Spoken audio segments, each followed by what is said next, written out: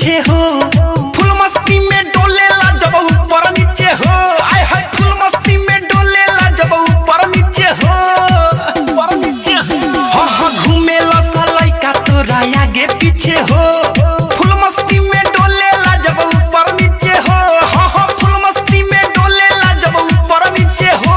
हो सीना से सरकावे लीते जब छौड़ी दुपट्टा, तोर दाएं के इंग्लैंड हो तो बाएं के कलकत्ता, तोर दाएं के इंग्लैंड हो तो बाएं के कलकत्ता, तोर दाएं के इंग्लैंड हो तो बाएं के कलकत्ता।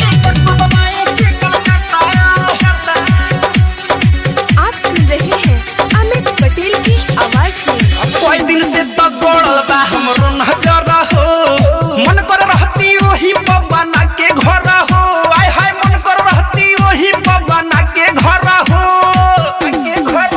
हाँ कोई दिन से तो गोड़ल बा हमरो नजर हो, मन कर रहती वही बना के घर हो।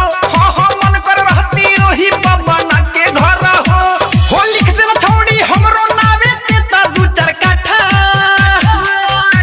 तोर दाएं के इंग्लैंड हो तो बाएं के